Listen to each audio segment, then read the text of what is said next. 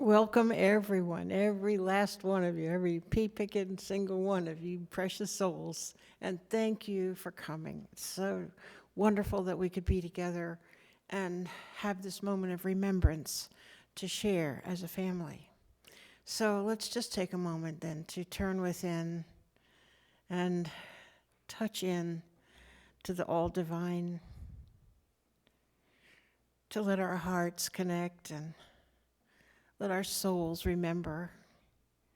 Let our minds be bathed in the sacred light of life, ongoing and eternal. Thank you, God. Amen. Now, I hope everybody remembers to have their phone turned off. Don't want any phone ringing. Okay, right?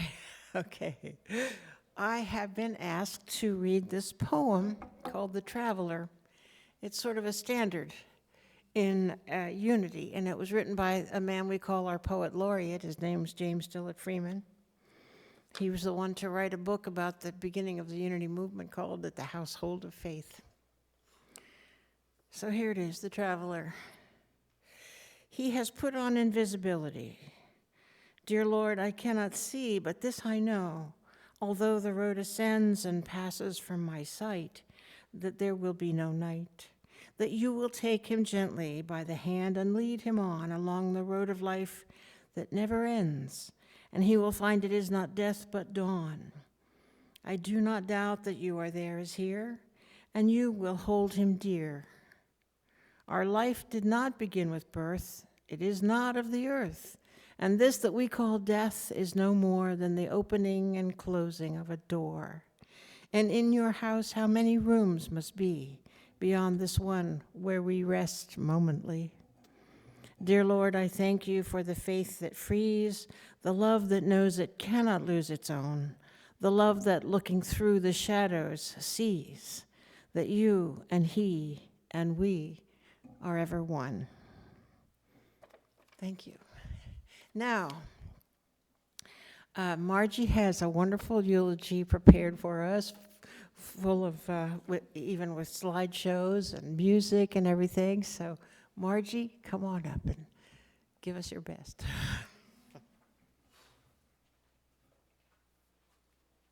See if I can get this the right height. Today, as I give my eulogy, I hope a smile or a chuckle will come to your face, because Fred would want laughter as we celebrate a life well lived. To capture the essence of Fred, where do I start? He was my husband, my love, and a remarkable man. He lived an adventurous and fascinating life. I'll try to give you the short version as I share some memories with you. When I met Fred, it was love at first sight. We danced the entire night, we walked in the rain, and we watched the sun come up. He told me that evening, someday I'm gonna marry you. And I thought, now that's a good line. I got home to my roommate and I said, I've either met the man of my dreams or I've had my first one-night stand. But as it turns out, he made good on his word. Fred was an avid hunter, and our first dates consisted of loading shotgun shells and building goose decoys. His wardrobe was Levi's and t-shirts, and as all of you know, his wardrobe has not changed over the years. We were married in November 1974, and we took a camping honeymoon from Michigan to Florida, stopping at various state parks along the way, ultimately ending up in Fort Myers, Florida, where we lived for over 40 years. Here is a clip of the baby that grew into a young man, or to a young boy, and became the man that we all loved.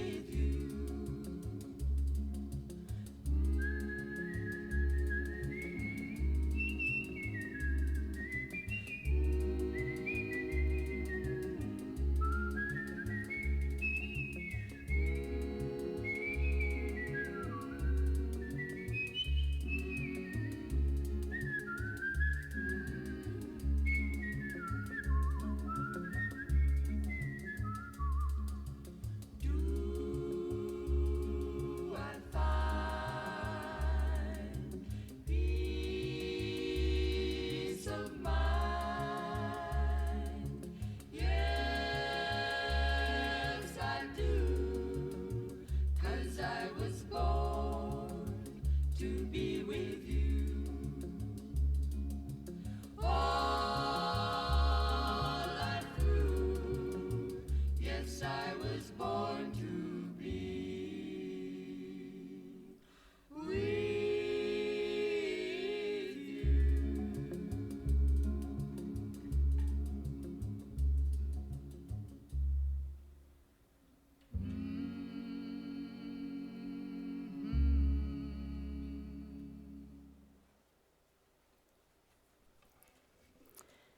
His two boys came to live with us, and it didn't take long for them to share their dad's love of the water. On the way out fishing, they would stop in the Estero River and collect oysters by the 5-gallon bucket. They spent many nights netting shrimp off the Sanibel Captiva Bridge and catching blue crabs off the seawalls. After they were grown, Jim remained his fishing buddy, spending endless hours together deep sea fishing. One story that Fred loved to recount was a nighttime fishing trip for sharks. Jim was on deck on the open fisherman baiting for sharks, and Fred was curled up in a sleeping bag. It wasn't long before Jim was waking him up, telling him he had a shark on the line. Fred jumped up, shined a light at the bow of the boat, and saw the head of the shark. He shined a light at the stern, revealing the tail of the shark. Without hesitation, he reached for his knife, leaned over the bow, and silently severed the line. Jim was bummed out, but there was no way Fred was letting a 20-foot shark in the boat with him. Dan was his scuba diving buddy, and they had many adventures exploring the Gulf of Mexico. One of Dan's favorite times was their dive off the Blue Heron Bridge in West Palm Beach. It was a night dive, so they had a glow light on their tanks. They had been in the water for a while, and the tide was rapidly heading out. Dan surfaced and couldn't see his dad. Feeling a little bit panicked, he dove in search of him. He spotted the glow light and swam against the current to get to it, only to find no dad, just the glow light. He continued to struggle in the water against the current and work his way to shore, searching for Fred. He finally made it to the beach, only to find Fred relaxed, sitting on the beach. Dan dragged his tired body out of the water and onto the shore, held up the light, and looked at his dad. All Fred could say was, "Where have you been?" Dan replied, "Looking for you," as he held up the glow stick. Fred said, "I wondered where that went." Fred was an extraordinary man. While he didn't have a formal education, his knowledge was vast and varied. He was blessed with an inventive mind. He was motivated by challenges or the impossible. There wasn't a subject he didn't know something about. As his niece Danette aptly put it, he carries a library in his mind. 5 books wouldn't hold it, and yet he shares it freely, a teacher by nature, a maker by destiny. He was a gifted and artistic wood craftsman, creating custom kitchens, entertainment centers, and other wood furnishings. His artistic abilities also extended to blowing Art Deco glass. Fred had an adventurous soul. For a short period of time, he helped charter private yachts from Hilton Head, South Carolina, to exotic Caribbean destinations. Guy would send him an airline ticket to fly up. He would call me at my office and ask, "Can I go play?" I always told him yes, always telling him to go, enjoy, and see the world. My coworkers never quite understood, but I would just tell them, "You don't cage a free spirit." He met our German friend Maria when she first came to the States. He befriended her one early morning hour by giving her a key to his shop so she could get out of the weather. From that warm gesture, a lasting friendship was born. That was just Fred's way. He saw a need and was there to help. This friendship led to several trips overseas, exploring Germany, Switzerland, and England, and including sailing a chartered ship on Lake Jezalmeer in the Netherlands. He loved to travel, and after I retired, we were able to enjoy several trips, ticking several destinations off his bucket list. Among them, a trip to Alaska, a hot air balloon ride, and a train trip through the Canadian Rockies. We also took a European river cruise where he was able to share with me parts of Europe he had already explored. After helping his friend with a cabin in Ellijay, Fred fell in love with the area, and in 2017, we relocated to Georgia to spend our retirement years in the mountains. He loved his home here, and it became his sanctuary. He especially enjoyed feeding the deer, and we usually had one or two that were friendly, but our favorite was Moses. He is an older deer, so hence the name, but when he would come in to eat, the other deer would part like the Red Sea. Moses was special, as you'll see in this video.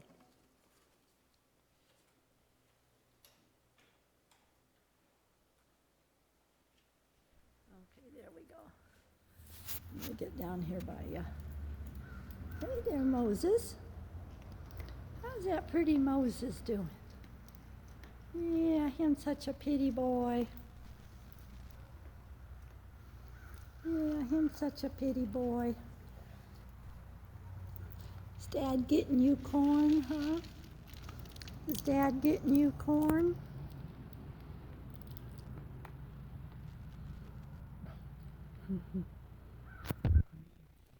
Take your time. He's not in any hurry, is he? No.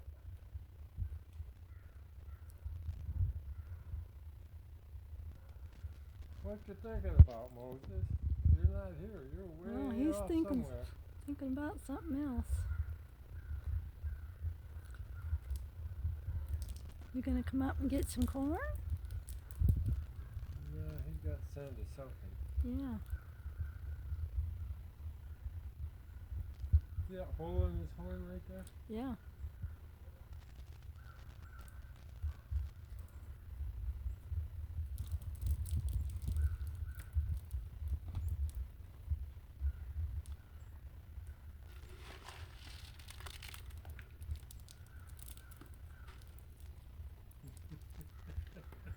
He's a sweetheart. He's our big boy. And the little guy over there says, "You could throw me a handful, Dad." Little fuzzy ears.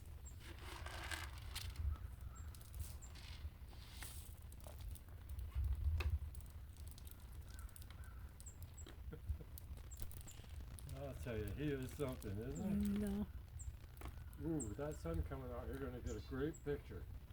Look at that. yeah. Yeah, you're looking right at the camera, aren't you, Moses? Yeah. Yeah, good pictures.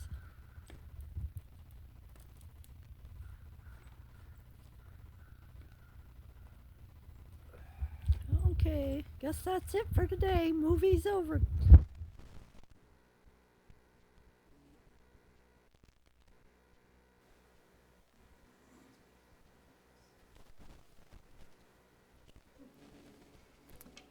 Fred was probably best loved for his sense of humor.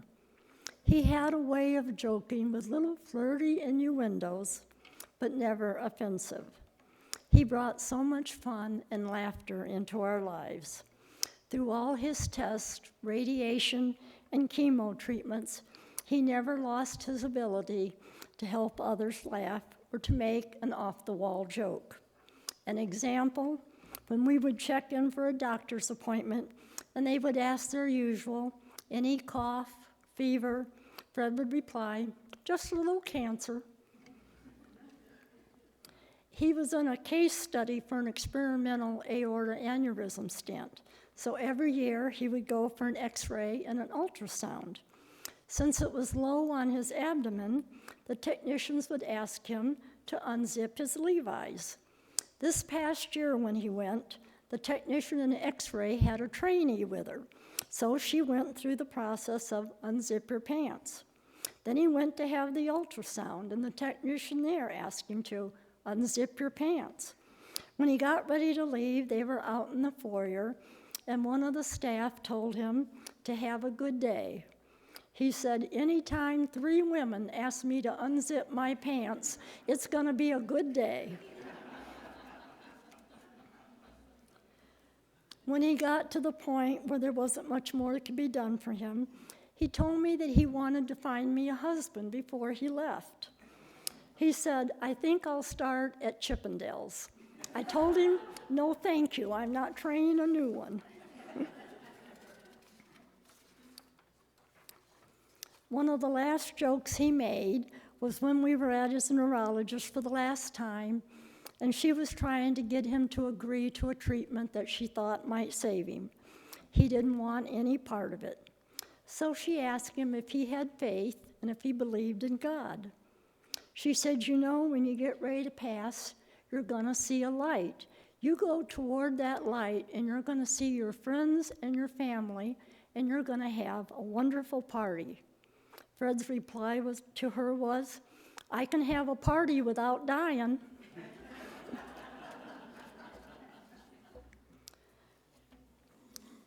So this was my love, never ending, never changing, even in the end. So this next clip is dedicated to our life together.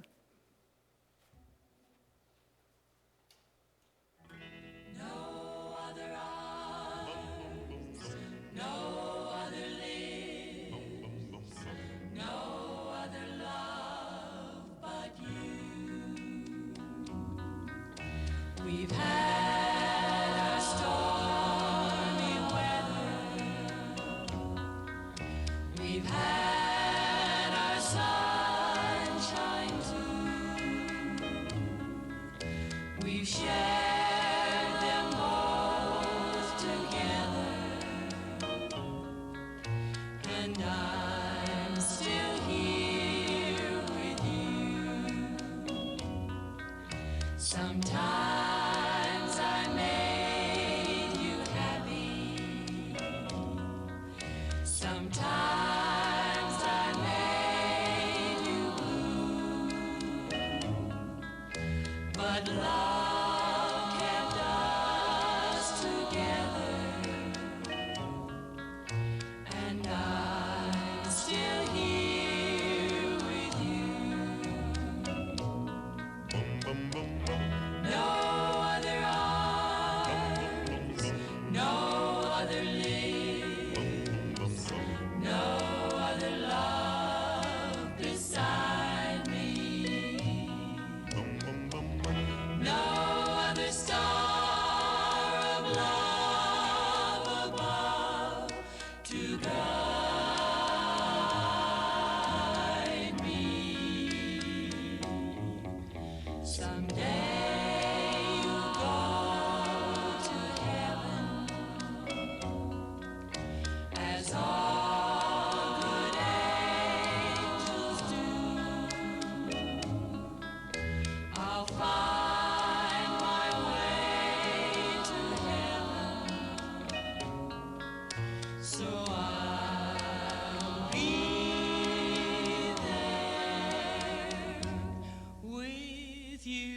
No other arms, no other lips, no other love but you.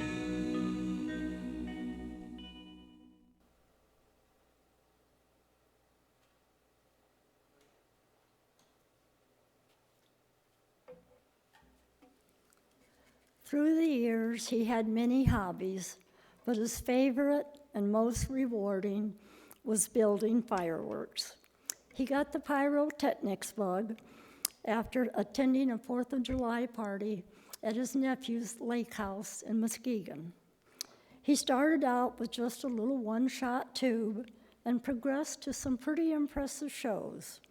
While he loved firing the shells, his biggest pleasure was building all the machines to make the fireworks. While he could have bought many of the components, he chose the challenge of inventing the machines to make them. He was a wizard at coming up with the idea and bringing it to life. A final quote from our niece, Danette. Uncle Fred's life has been a testament to the boundless potential of the human spirit. His legacy will continue to illuminate the world. His spirit will remain a shining beacon of creativity, curiosity, and passion, illuminating the lives of all who knew him. I'm going to complete my eulogy with a video of one of his fireworks, so we're going to send Fred out with a bang.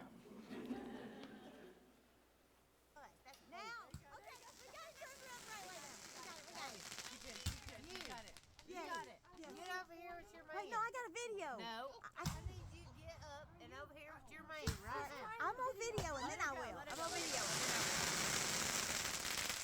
Get with your man then. Figure it out. You know what? I'm just gonna video, so. Smoking hot women is Yes, sir. Oh my gosh. Just a my gosh. Oh my gosh.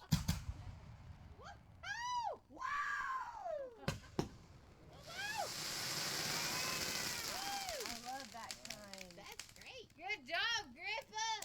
Grandpa Fred. Fred. Fred. Fred. You know the name. Why you fronting? Oh, yeah. You know the name. Don't front. Oh Lordy! That was a little low. I was upside down. That was I upside was down. upside down. Gramps. It's okay.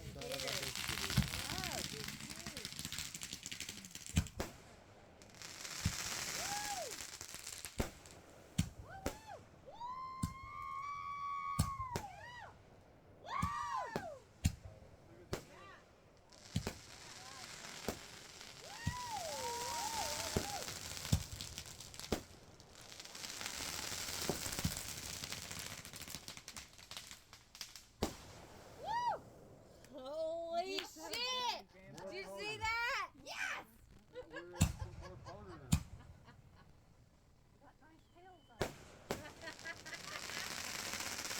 Oh my gosh!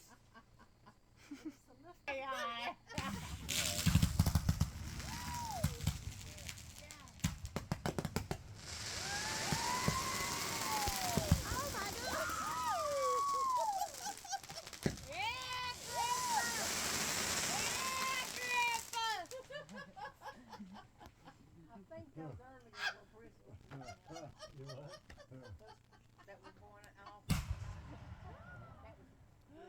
Oh my god!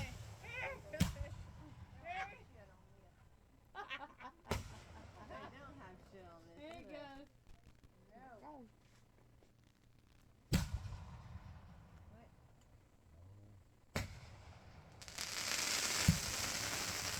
I gotta get more lift on. I just love that crackling sound. I love how much that is what it is. I thought they were getting pretty high when we were testing. Yeah.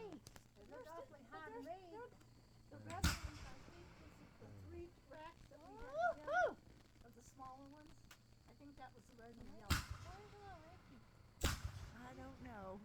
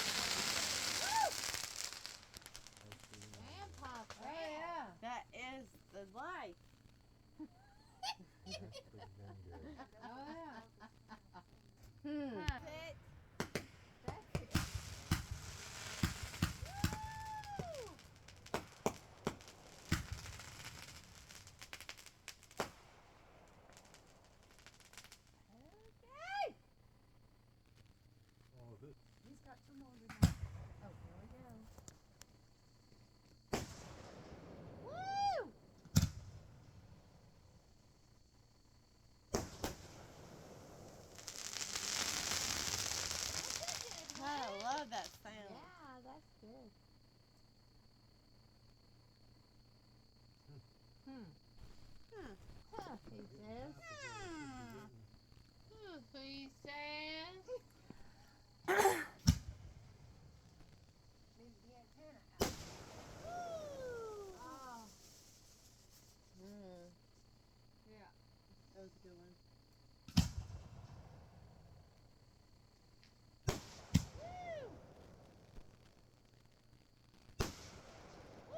Blue, I know blue's hard to make. I learned it.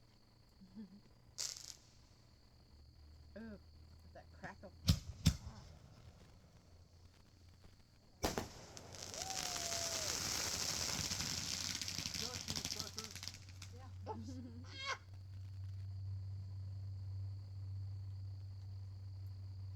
I'm doing like we did up north. I wasn't holding them long enough.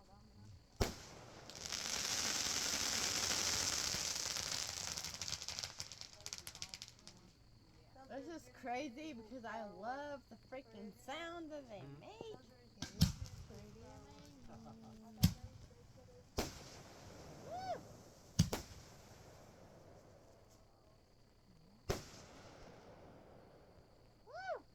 Go Fred.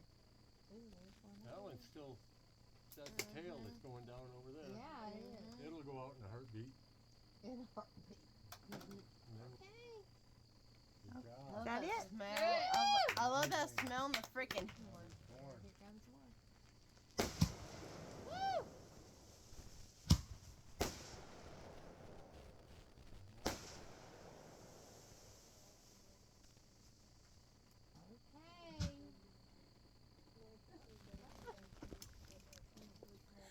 Okay. Okay, here. I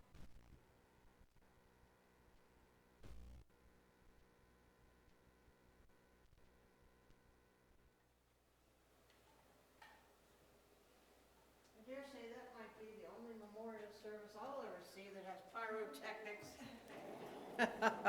Or any of us. So, once again, I just want to thank all of you for being here and on behalf of the family, and thank you for allowing me to serve you in this way. As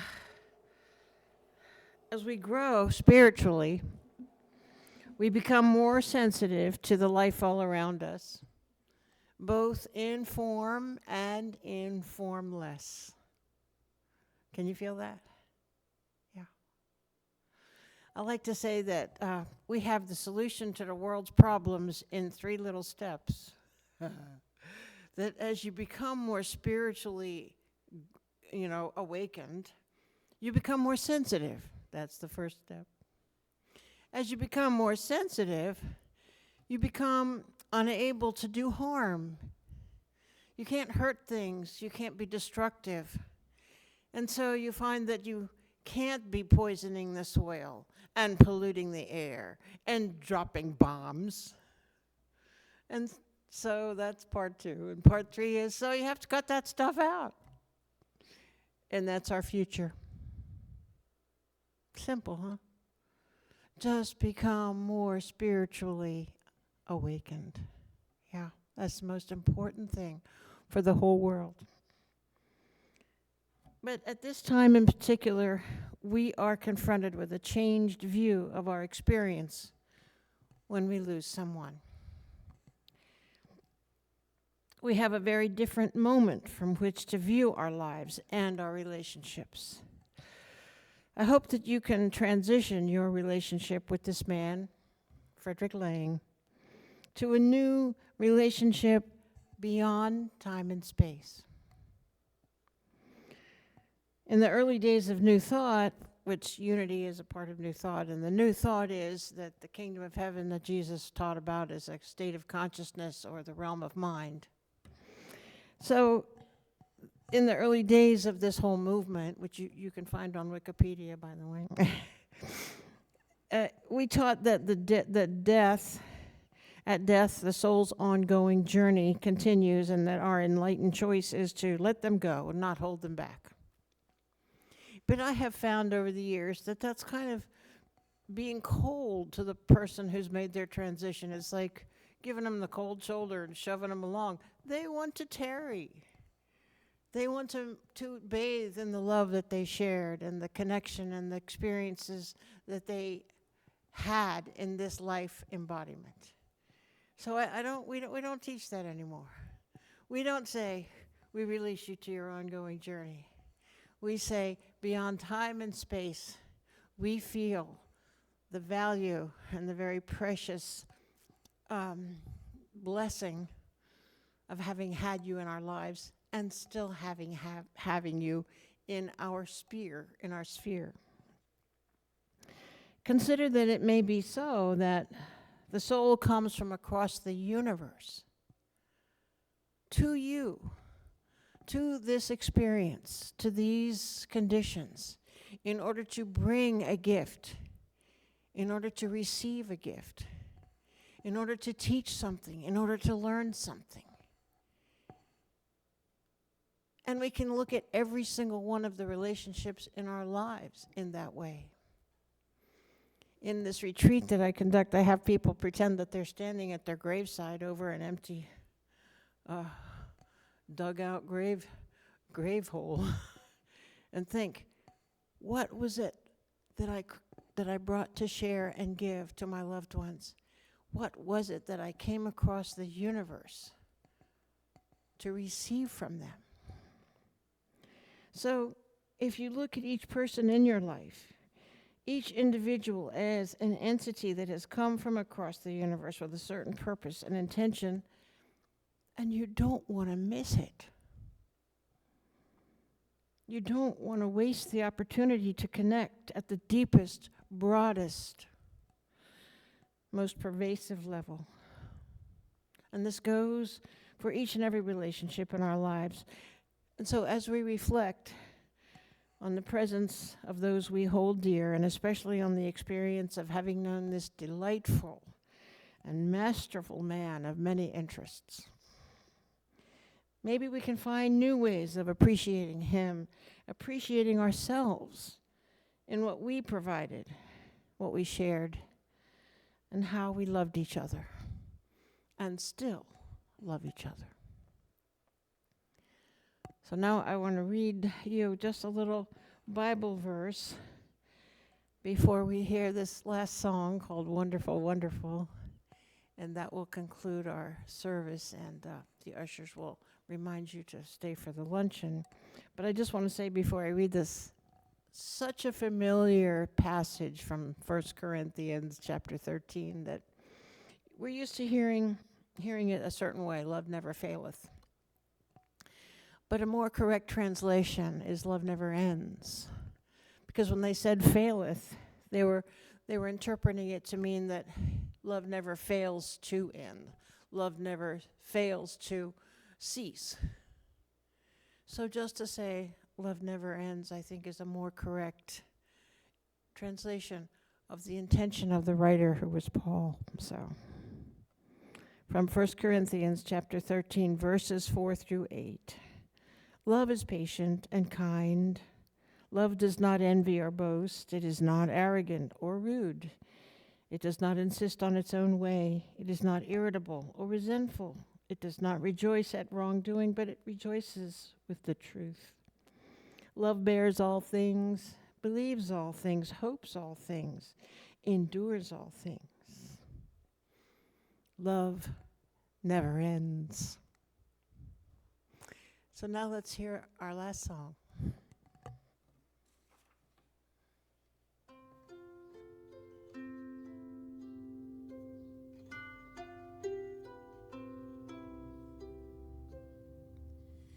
They talk about a tunnel and a great white light, and loving ones to greet us on the other side.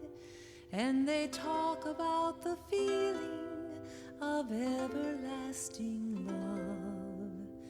If that's what dying's like, then it's wonderful. Wonderful, wonderful. If that's what dying's like, then it's wonderful.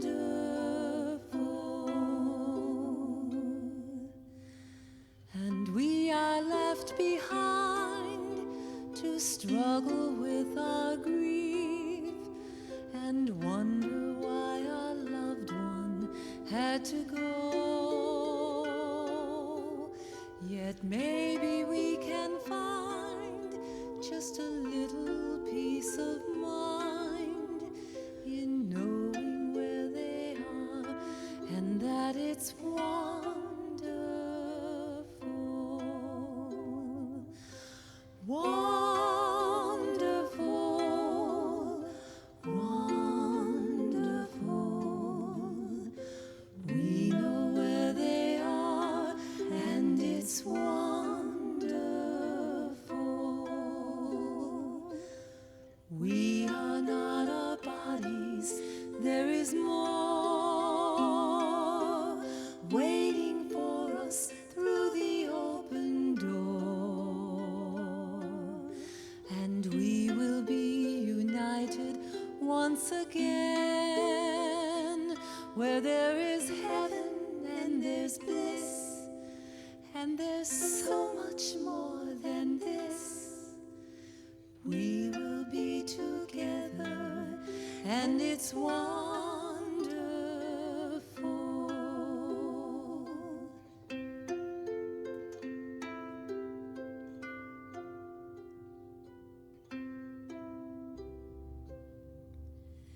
They talk about a tunnel and a great white light, and loving ones to greet us on the other side.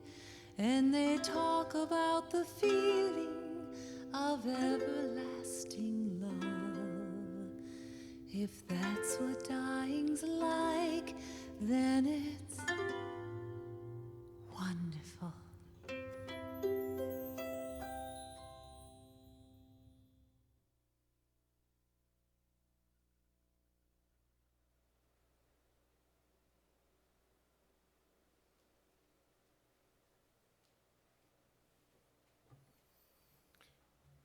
What a beautiful song to end our service with this afternoon.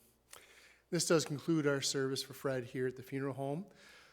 Following your dismissal from here, you are invited by the family to join them for a time of fellowship and refreshment in our family center, which is directly straight back by the doors that you came in and to the right. So